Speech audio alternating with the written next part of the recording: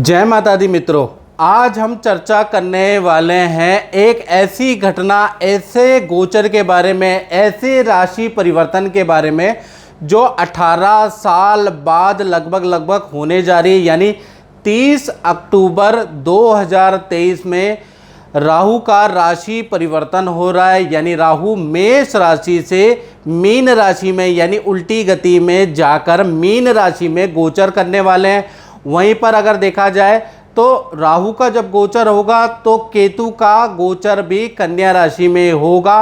और राहु का ये जो गोचर है, केतु का जो ये राशि परिवर्तन है, एक तो 18 साल बाद हो रहा है मीन राशि में, साथ ही साथ 18 महीने के लिए रहेगा।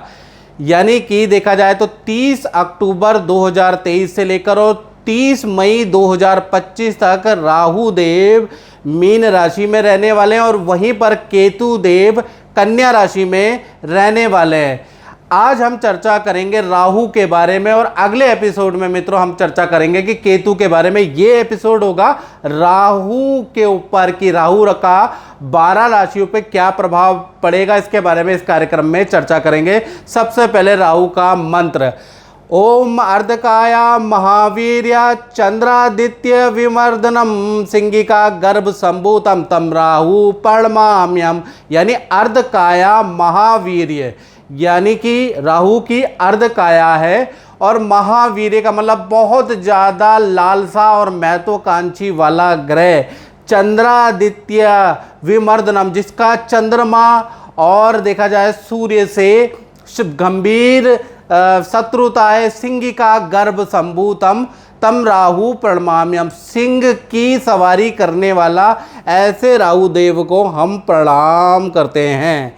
चलिए, सबसे पहले राहु देव कौन है, और ज़्यादातर दर्शकों को जो ज्योतिष के अंदर इंटरेस्ट रखते हैं उन्हें मालूम है, लेकिन फिर भी मैं थोड़ा सा अपनी ओर से पौराणिक महत्व भी आपको बताने जा रहा हूँ और वैज्ञानिक महत्व भी बताने जा रहा हूँ।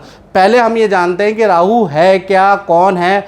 तो पौराणिक कथा के अनुसार जब समुद्र मंथन के दौरान स्वर भानु एक दैत्य था जिसने अमृत का कलश या अमृत का पान पी के वो अमर हो गया, तब भगवान विष्णु ने अपने चक्र से उसके 2 भाग कर दिए। यानी कि जो विष्णु भगवान का चक्र था उसके गले से उसको काट दिया, तो ऊपर का हिस्सा या राहु कहलाया और नीचे का हिस्सा जो है, जो धड़ है, वो केतु कहलाया। और ये राहु और केतु के नाम से आगे प्रसिद्ध हो गए। वैसे इस राक्षस का नाम स्वरभानु था।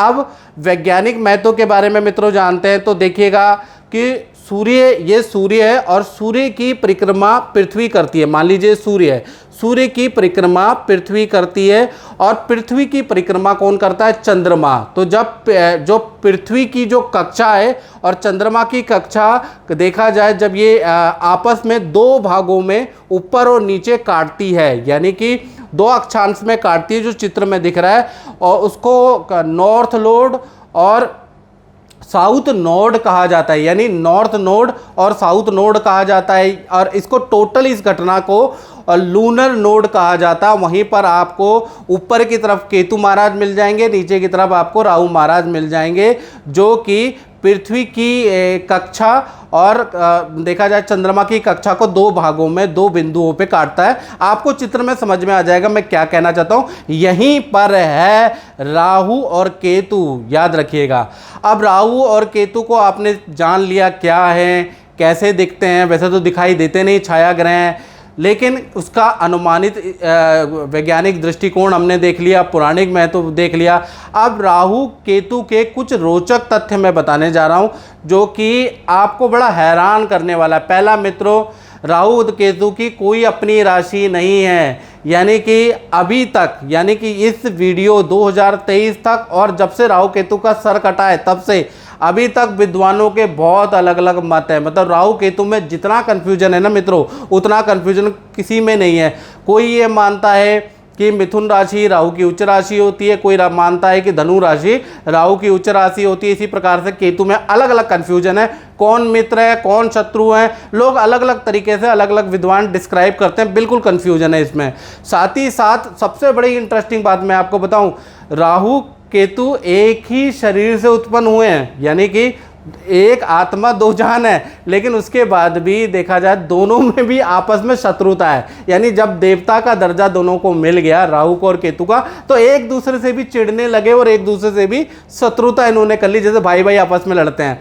इसी तरह से देखा जाए तो दूसरा इंटरेस्टिंग पॉइंट क्या है, राहु जिसकी कुंडली में प्रबल होता है ना, वो बहुत बड़ा कॉपी कैट होता है। अब कॉपी कैट का मतलब कि ऐसे व्यक्ति के अंदर चालाकी और देखिए चालाकी जन्मजात होती है। ऐसे लोग बहुत चालाकी करते हैं, बुद्धि से बहुत तेज होते हैं, साथ ही साथ किसी चीज़ की कॉपी करने में जैसे कहते हैं ना, जूते की कॉपी बना ली, सॉफ्टवेयर की कॉपी बना ली, उसकी नकल बना ली, कॉपी करने में बड़े एक्सपर्ट होते हैं, ओरिजिनल को भी मात देते हैं। जिनका राहु अच्छा होता है, याद रखिएगा स्टूडेंट, जिनका भी राहु अच्छा होता है तो कहीं ना कहीं केंद्र त्रिकोण में बैठा है, शनि की राशि, बुध की राशि, शुक्र की राशि में बैठा है, तो मान के चलिए ऐसे लोग कॉपी कैट बड़ी जल्दी कर लेते हैं। किसी की लाइफस्टाइल को फॉलो करना, कोई टेक्नोलॉजी की कॉपी करना बहुत अच्छा कर लेते हैं और सक्सेसफुल हो जाते हैं। साथ ही साथ केतु के बारे में बात करें तो केतु जो ग्रह है वो इंट्यूशन वाला होता है। यानी केतु जिसका भी स्ट्रांग होता है, और केतु किन राशियों में स्ट्रांग होता है ये बड़ा कंफ्यूजन है। केतु अधिकतर मित्रों जो राशियां हैं बुध की, गुरु की, शुक्र की राशियों के अंदर स्ट्रांग होता है। याद रखिएगा, बुध की राशि, गुरु की राशि, शुक्र की राशि में स्ट्रांग माना जाता है केतु को। तो यहाँ पर केतु अगर होंगे तो आपकी कुंडली में और केंद्र त्रिकोण में होंगे तो केतु आपका अच्छा है, आपके अंदर इंट्यूशन पावर हो जाएगी। यानी आपको एक अनुभव पता चलेगा कि आगे क्या होने वाला है, 10 साल बाद टेक्नोलॉजी कहाँ जाएगी, आपको बुरे और अच्छे की इंट्यूशन आने लगेगी, आपके अंदर इंट्यूटिव पावर आ जाएगी, जिसके कारण आप जो हैं अपने भविष्य को अच्छा बना सकते हैं। तो राहु और केतु दोनों अगर अच्छे हो जाते हैं तो कहीं ना कहीं एक में चालाकी बहुत अच्छी मिलती है और एक में इंट्यूटिव पावर ज़्यादा मिलती है। साथ ही साथ एक और इंटरेस्टिंग पॉइंट बताता हूँ, राहु केतु हमेशा वक्री होते हैं, यानी कि हमेशा उल्टे ही चलते हैं, लेकिन इनकी दृष्टि सीधी होती है। याद रखिएगा, इनकी जो दृष्टि होती है कुछ विद्वानों के अनुसार 5वीं, 7वीं और 9वीं दृष्टि होती है। याद रखिएगा, और विज्ञानों को मतलब विद्वानों के अलग अलग मत भी हैं राहु को लेकर। कोई 5वीं, 9वीं और 7वीं दृष्टि मानता है, कोई कहता है कि इनकी जब कोई राशि ही नहीं है तो इनकी दृष्टि का कोई महत्व नहीं है, लेकिन मैंने खुद अनुभव में देखा कि इनकी दृष्टि का महत्व होता है। साथ ही साथ देखा जाए तो राहु जब भी राशि परिवर्तन करता है, जैसे कि 30 अक्टूबर 2023 में राहु देव राशि परिवर्तन कर रहे हैं, तो 9 महीने यानी शुरू के जो 9 महीने आपको अच्छा या बुरा दोनों इफेक्ट ज़्यादा मिलेगा, यानी ज़बरदस्त मिलेगा। अगर अच्छे होंगे तो अच्छा इफेक्ट मिलेगा और बुरे होंगे तो बुरा इफेक्ट आपको तुरंत मिलेगा, 9 महीने तक मिलेगा। फिर अंतिम के जो 9 महीने वो कहीं ना कहीं नॉर्मल होते हैं, यानी कि 9 महीने ज़्यादा इसका अच्छा या बुरा इफेक्ट मिलता है। अब बात करते हैं धनु राशि की। तो धनु राशि के लिए राहु का राशि परिवर्तन कैसा रहेगा, यानी 30 अक्टूबर 2023 से और 30 मई 2025 तक राहु का राशि परिवर्तन मेष से उल्टा मीन में आ रहा है, और आपकी कुंडली के अनुसार, आपकी राशि के अनुसार चतुर्थ भाव में राहु बैठेगा। इसको सुख भाव कहते हैं, परिवार भाव कहते हैं, माता पिता का भाव कहते हैं। यहाँ पर राहु आएगा और विद्वान ये मानते हैं कि चतुर्थ में राहु बहुत अच्छा फल नहीं देता। तो कुल मिला के देखा जाए तो 18 महीने आपके और आपके परिवार में कुछ बाधाएं, कुछ कलेश रह सकती है। तो वो क्या रहेंगी इसके बारे में चर्चा कर लेते हैं। पहला चीज़, चतुर्थ में जो राहु होगा घर के अंदर तनाव बढ़ा देगा और फैमिली में किसी मेंबर को बीमारी से जूझना पड़ेगा, यानी कि फैमिली में कोई मेंबर बीमार हो सकता है, ऐसा योग नज़र आ रहा है। साथ ही साथ देखा जाए शिक्षा पद प्रमोशन में धनु राशि वालों की रुकावटें रहेंगी, यानी कि जो पद होना चाहिए, जो प्रमोशन होना चाहिए वो डिले हो सकता है, याद रखिएगा। साथ ही साथ देखा जाए तो वाहन से कोई बड़ा लफड़ा या वाहन से कोई बड़ी हानि हो सकती है, कोई वाहन चलाते हुए आपसे कुछ घटनाएं हो सकती है जिस कारण से थाने कोर्ट केस के चक्कर आपके लग सकते हैं। तो वाहन पी के बिल्कुल ना चलाए, धनु राशि वाले याद रखिएगा। साथ ही साथ वाहन पे खर्चा भी रहेगा, वाहन अचानक खराब होगा जिस कारण से आपको वाहन पे भी खर्चा करना पड़ेगा।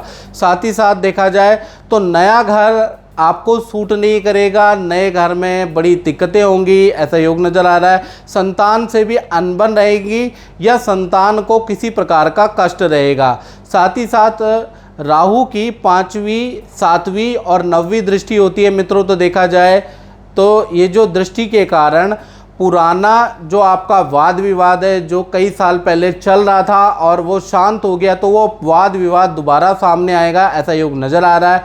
साथ ही साथ व्यापार करते हैं, चाहे धनु राशि वाले, चाहे नौकरी करते हैं, उसमें हर काम बाधा रुकावट से ही होगा, याद रखिएगा। साथ ही साथ देखा जाए ऐसा भी लगेगा धनु राशि वालों को कि किसी ने मेरा काम बांध दिया है, मेरे काम में नज़र लग गई है, लेकिन राहु जो चतुर्थ भाव में है ना, इस वजह से ये दिक्कत है। साथ ही साथ देखा जाए तो जो लोग राहु, ये जो चतुर्थ भाव में जो राहु है, ये उन पे भी इफेक्ट करेगा जो विदेश में रह रहे हैं, यानी विदेश में रह रहे व्यक्ति का पीआर की प्रॉब्लम हो सकती है, सरकारी बाधा का उसको सामना करना पड़ सकता है। विदेशी से संबंधित काम में यदि आपने अप्लाई किया है तो उसमें आपको असफलता मिल सकती है, उसमें रुकावटें हो सकती है, आपका विदेश से संबंधित काम कॉन्ट्रैक्ट कैंसिल हो सकता है, ऐसा योग नज़र आ रहा है।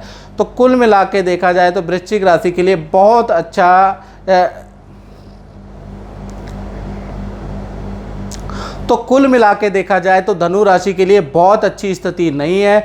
धनु राशि को बड़ी प्रॉब्लमों का सामना करना पड़ सकता है, खासकर 9 महीने ज़्यादा भारी है, यानी 30 अक्टूबर 2023 से और जुलाई 2024 तक ज़्यादा नेगेटिविटी वाला समय है।